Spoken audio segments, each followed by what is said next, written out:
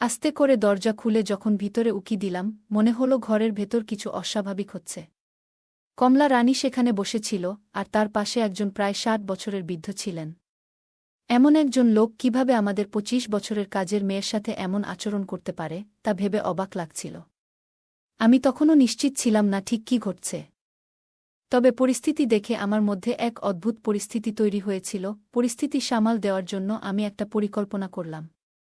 আমার স্বামী তখন শহরের বাইরে কাজে গিয়েছিল, তাই রাতে একা ঘুমানোর সিদ্ধান্ত নিলাম। ঘুমাতে যাওয়ার আগে আমি লাল রঙের একটি পোশাক পরলাম এবং চাচার ঘরে ঢুকে চাচাকে দুধ দিতে গিয়েছিলাম। চাচা আমার দিকে গভীর দৃষ্টিতে তাকিয়ে রইল, তারপর হেসে বলল, তুমি কি কিছু চাও? তারপর তিনি আমার হাত ধরে টেনে, হ্যালো বন্ধুরা, আমাদের আরেকটি মজাদার গল্পে আপনাদের সবাইকে স্বাগতম। আমি আশা করছি এই গল্পটি আপনাদের ভালো লাগবে। আমার নাম প্রিয়া, আমি শহরে থাকি এবং আমার বয়স ২৫ বছর। আমি একজন বিবাহিত মহিলা, তবে আমার জীবন যেন নানা রহস্যে ভরা। আজও আমি মাঝে মাঝে শিশুসুলভ আচরণ করি, হয়তো এ কারণেই আমার পরিবার এবং শ্বশুরবাড়ির সবাই আমাকে খুবই স্নেহ করে। আমার শ্বশুরবাড়িতে কেবল আমার স্বামী এবং তার চাচা শ্বশুর রয়েছেন। চাচা শ্বশুর ৬০ বছরের একজন অবসরপ্রাপ্ত সরকারি কর্মকর্তা। তিনি কখনোই বিবাহিত ছিলেন না, তাই তার সন্তানও নেই। প্রতিদিন পেনশনের টাকা এবং গ্রামের সামান্য চাষাবাদ থেকে যা আসে তা দিয়েই তিনি চলেন। সারাদিন তিনি তার ঘরে বসে টিভি দেখেন বা বিভিন্ন বই পড়েন। আমার শাশুড়ি ও শ্বশুর আমার বিয়ের আগেই মারা গেছেন, তাই বাড়ির পরিবেশ ছিল একটু নিরিবিলি। আমার চাচাও মাঝে মধ্যে আমাদের সাথে থাকেন, এবং তিনিও নিজের স্বাস্থ্য বেশ ভালোভাবে ধরে রেখেছেন। চাচা ছিলেন সবসময় ফিট এবং সুস্থ, তার মাথার চুল এবং বড় গোঁফ কিছুটা সাদা, কিছুটা কালো, কিন্তু তার ব্যক্তিত্বে সবসময় একটা তেজ ছিল। আমি তাকে সবসময় সম্মানের চোখে দেখেছি। আমি নিজেও স্কুল কলেজে খুব মেধাবী ছিলাম। তবে ঘরের পরিবেশের কারণে কখনো ছেলেদের সাথে খুব বেশি বন্ধুত্ব গড়ে তুলতে পারিনি। আমার বন্ধুদের গল্প শুনতাম, তাদের এবং তাদের বন্ধুদের অভিজ্ঞতা শেয়ার করত, আর আমি সবসময় চুপচাপ শুনতাম। বয়স বাড়ার সাথে সাথে আমার সৌন্দর্য বেড়ে যাচ্ছিল, অনেকেই আমার সাথে কথা বলতে চাইত, কিন্তু আমি খুব সাধারণভাবে জীবন কাটাতাম। আমি এমন কাউকে খুঁজে পাইনি যাকে আমি পুরোপুরি বিশ্বাস করতে পারি। যখনই টিভিতে বা গল্পের বইতে প্রেমের দৃশ্য দেখতাম, তখনই মনের মধ্যে একটা আকাঙ্ক্ষা জাগত। তবে বিয়ের আগে এমন কোনো অভিজ্ঞতা আমার জীবনে আসেনি। বিএসসি শেষ বর্ষে থাকতেই আমার বিয়ে হয়। তখন থেকেই আমার জীবন নতুন মোড় নিতে শুরু করে, এবং আমি এক নতুন অধ্যায়ের দিকে পা বাড়াই। আমার স্বামী প্রথম দেখাতেই বেশ ভালো মানুষ মনে হয়েছিল। এনগেজমেন্টের পর একদিন আমরা একসাথে সিনেমা দেখতে গিয়েছিলাম। আমার স্বামী সেদিন আমাকে স্নেহের সাথে কাছে টেনে নিয়েছিল, যা আমাকে খুব আনন্দিত করেছিল। আমার মনে হচ্ছিল যেন আমার স্বপ্ন পূরণ হচ্ছে। তিনি আগেই বলেছিলেন, আমরা যত বেশি সময় একে অপরের সাথে কাটাব, ততই সম্পর্ক গভীর হবে। আমারও বিয়ের প্রথম রাতের কিছু স্বপ্ন ছিল, যা আমি মনে মনে চেপে রেখেছিলাম। বিয়ের কিছুদিন পর আমাদের জীবন সুন্দরভাবে চলতে থাকে। আমাদের বিয়ের রাত ছিল আমার জীবনের অন্যতম সুন্দর মুহূর্ত। আমি আপনাদেরকে আমার পরিবারের গল্প শেয়ার করছিলাম, আমার চাচা এবং শ্বশুর শাশুড়ির কথা। বিয়ের ১ বছর পর আমাদের জীবনে আরও অনেক আনন্দ যোগ হয়েছিল। আমার স্বামী তখন তার কোম্পানিতে ইঞ্জিনিয়ার হিসেবে কাজ করছিলেন। তাই কাজের চাপও তেমন ছিল না। প্রায় প্রতিদিনই সন্ধ্যা ৭টার মধ্যে বাড়িতে ফিরতেন। আমরা প্রতিদিন ভালো সময় কাটাতাম, এবং যখনই সুযোগ পেতাম একে অপরের সাথে সময় কাটিতে খুব ভালো লাগত। এই আনন্দ ২৫ বছরের বিবাহিত জীবনে আমাদের সঙ্গী ছিল। বিয়ের পর আমার অনেক ইচ্ছা পূরণ হতে থাকে, এবং আমার স্বামী প্রায়ই বলতেন, প্রিয়া, তুমি আগের চেয়ে আরও বেশি সুন্দর হয়ে উঠেছ। ধীরে ধীরে আমি একা থাকতে অভ্যস্ত হয়ে উঠেছিলাম। দিনের বেলায় যখন বাড়িতে একা থাকতাম, মাঝে মাঝে মনে হতো একটু আলাদা কিছু করা দরকার। অনেক সময় আমি আমার মোবাইলে কিছু লিখতাম বা বিভিন্ন ধরনের সিনেমা দেখে সময় কাটাতাম। বিয়ের আগে যেসব অভিজ্ঞতা আমি পাইনি, বিয়ের পর সেগুলো সম্পর্কে জানার কৌতূহল বেড়ে গিয়েছিল। আমার স্বামী যখন সন্ধ্যায় বাড়িতে আসতেন, তখনও আমি অনেক আনন্দে থাকতাম। তিনি হেসে বলতেন, তুমি সবসময় এত উৎসাহী কেন? আমি মজা করে বলতাম, আগে কখনো এ ধরনের অভিজ্ঞতা পাইনি, এখন ২৫ বছর বয়সে জীবনটা আরও নতুন রূপে দেখছি, তাই আমি সব সময় হাসি খুশি থাকি। বিয়ের ১ বছর পর আমার স্বামী পদোন্নতি পেয়ে ম্যানেজার হয়েছিলেন। অফিসের কাজে ব্যস্ত থাকায় তার বাসায় আসতে দেরি হতো। সকাল ৮টায় অফিসে যেতেন আর ফিরতেন রাত ১১টায়। তার ব্যস্ততার কারণে মাঝে মাঝে মনে হতো যেন কিছু অপূর্ণ থেকে যাচ্ছে। তবে আমি নিজেকে সামলে নিতাম। একদিন হঠাৎ মনে হলো আমার প্রতিবেশী ভাইটিও বেশ সুদর্শন। কিন্তু আমি জানতাম এমন কোনো পদক্ষেপ নিলে ভুল বার্তা ছড়াতে পারে, তাই আমি নিজের উপর নিয়ন্ত্রণ রাখতাম। আমি প্রায়ই আমার প্রতিবেশী সুনীলের বাড়িতে যেতাম। তার স্ত্রী আমার খুব ভালো বন্ধু ছিলেন এবং আমরা একসাথে সময় কাটাতাম। সকালে আমি নাস্তা তৈরি করে আমার চাচাকে খাওয়াতাম, তারপর সুনীল এর বাড়িতে যেতাম। সেখানে ১-২ ঘণ্টা গল্প করার পর বাড়ি ফিরে দুপুরের খাবার তৈরি করতাম। আমাদের কাজের মেয়ে এসে ঘরের কাজ করত। একদিন আমি প্রতিবেশীর ফুফুর বাড়িতে বসেছিলাম, হঠাৎ আমার ভাইয়ের ফোন এলো যে তাকে তাড়াতাড়ি যেতে হবে। সেই কথা শুনে আমিও বাড়িতে ফিরে এলাম। তারপর রান্নাঘরে গিয়ে দেখি বাসনপত্র পরিষ্কার করা হয়নি। আমি কাজ শুরু করলাম এবং সবকিছু গুছিয়ে নিলাম। আজও কিছু অসম্পূর্ণ মনে হচ্ছিল। ভাবলাম কমলা রানী আজ আসেনি, তাই তাকে ফোন করলাম। ফোন তোলার পর আমি জিজ্ঞেস করলাম, তুমি কোথায়? কমলা রানী বলল, দিদি, আমি তো তোমার বাড়িতেই আছি, ঝাড়ু দিচ্ছি। কথাটা শুনে আমার সন্দেহ হলো, কারণ আমি রান্নাঘর থেকে বেরিয়ে দেখলাম ঝাড়ু একপাশে পড়ে আছে আর সে কোথাও নেই। ফোনটাও কেটে দিয়েছে। রাগ সামলাতে পারছিলাম না, তাই আবার ফোন করতে যাচ্ছিলাম। ঠিক তখনই আমি চাচার ঘর থেকে তার কথোপকথনের আওয়াজ শুনতে পেলাম। আমার মনে সন্দেহ আরও বাড়ল। যদি কমলা রানী ঝাড়ু না দেয়, তবে সে করছে কি? আমি চুপি চুপি চাচার ঘরের দরজার কাছে গিয়ে কান পাতলাম। সেখানে কমলা রানীর কথাবার্তা শুনতে পেলাম, কিন্তু আজ তার স্বর ছিল কিছুটা অন্যরকম।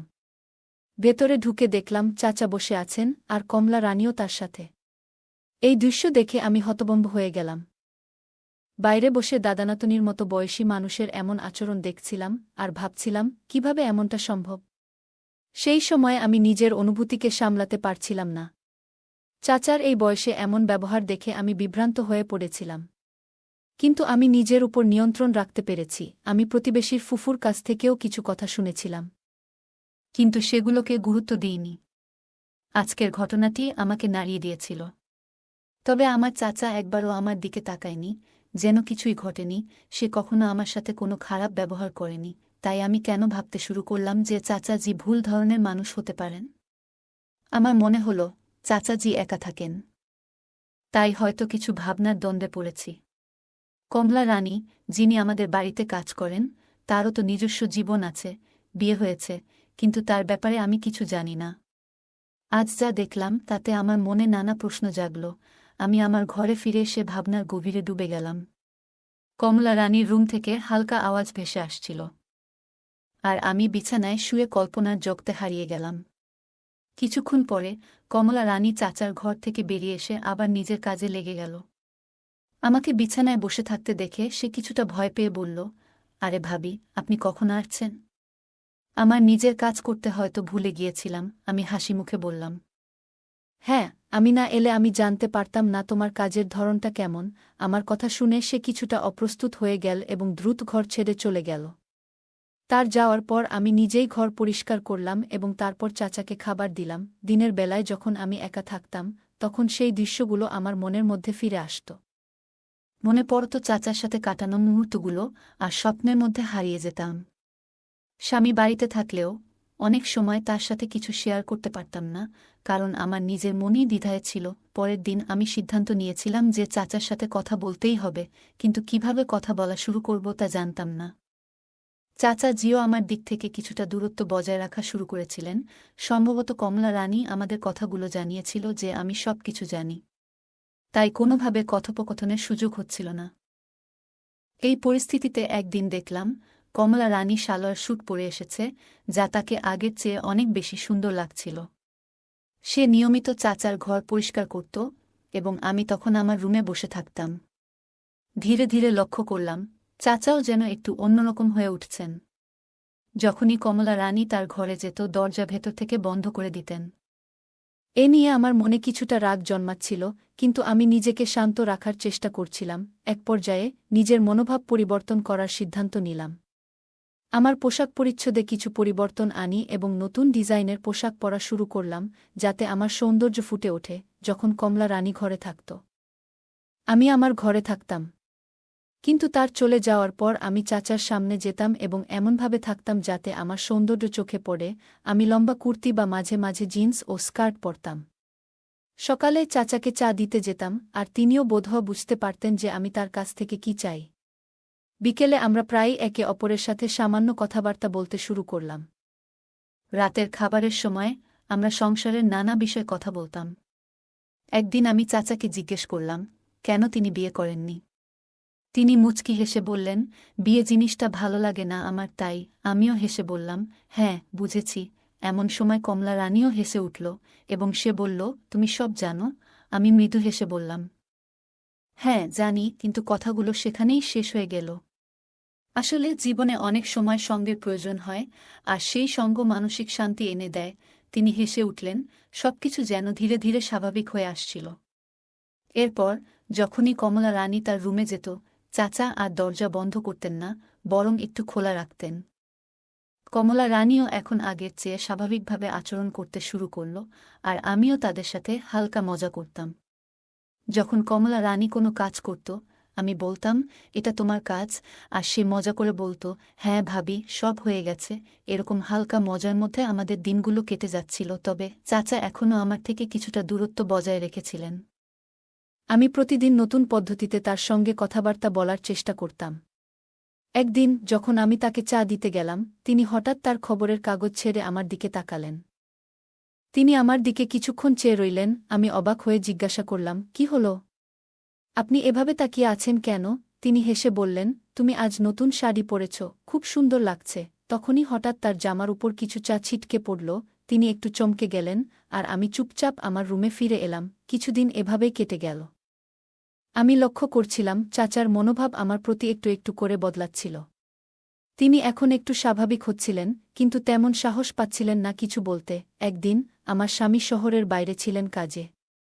রাতে ঘুমানোর আগে আমি চাচার জন্য এক গ্লাস দুধ নিয়ে তার ঘরে গেলাম। তিনি হাসি মুখে বললেন, আমার জামাই তো খুব সুন্দর। আমি মুচকি হেসে বললাম, কি হয়েছে? আপনার চোখ তো আমার দিকেই। তিনি কিছুক্ষণ চুপ করে থাকলেন। আমিও কিছুক্ষণ পর উঠে চলে এলাম। চাচা বললেন, বসো বুমা, কিছুক্ষণ গল্প করি। আজ তো ভাতিজাও নেই। আমি বসলাম, তারপর আমরা বেশ কিছুক্ষণ গল্প করতে থাকলাম। রাত প্রায় 12টার দিকে আমি আমার রুমে ফিরে এলাম। রুমে ঢুকেই অদ্ভুত এক অস্বস্তি কাজ করছিল, তবে নিজেকে শান্ত করে ঘুমানোর চেষ্টা করলাম। চাচার আচরণ ধীরে ধীরে বদলাচ্ছিল, যদিও তিনি খুব ধীরে এগোচ্ছিলেন। মাঝে মাঝে মজা করে হালকা কথা বলতেন, আর আমি তার খাওয়া দাওয়ার যত্ন নিতাম। দিনের বেলা তিনি প্রায় ঘরে বসে পত্রিকা পড়তেন বা কোনো হিন্দি উপন্যাসে ডুবে থাকতেন। আমার ঘর থেকে পাশের বাড়ির জানালা দেখা যেত। একদিন যখন তিনি ঘরে বসে কিছু পড়ছিলেন, আমি স্নান করে বেরিয়ে এলাম এবং তোয়ালে জড়িয়ে চুল ঠিক করতে লাগলাম। ড্রেসিং টেবিলের সামনে দাঁড়িয়ে বাইরে তাকাতেই দেখি তিনি আমার দিকে তাকিয়ে আছেন। সেদিন আমার আলমারি থেকে একটি বিশেষ শাড়ি বের করলাম, যা আমাকে বিয়েতে উপহার দেওয়া হয়েছিল। নিজেকে একটু সাজিয়ে রান্নাঘরে গেলাম চা বানাতে। মনে মনে ভাবলাম, আজ হয়তো আমার নতুন সাজ লক্ষ্য করবেন। রান্নাঘরে চা বানানোর সময় দেখি তিনি এসে দাঁড়িয়েছেন। আমি শান্তভাবে দাঁড়িয়েছিলাম। তিনি একটু মিষ্টি হেসে বললেন, কিছু চিন্তা করো না, সবকিছু ঠিক থাকবে। তার এই কথায় আমি স্বস্তি পেলাম এবং পরিবেশটা ধীরে ধীরে স্বাভাবিক হয়ে গেল। আমাদের এইভাবেই দিন কাটতে থাকল। গল্পটা কেমন লাগলো জানাতে ভুলবে না। আরও মজার মজার রোমান্টিক গল্প শুনতে চাইলে ভিডিওটি লাইক, শেয়ার এবং চ্যানেলটি সাবস্ক্রাইব করতে এবং বেল আইকনটি ক্লিক করতে ভুলবে না। ধন্যবাদ।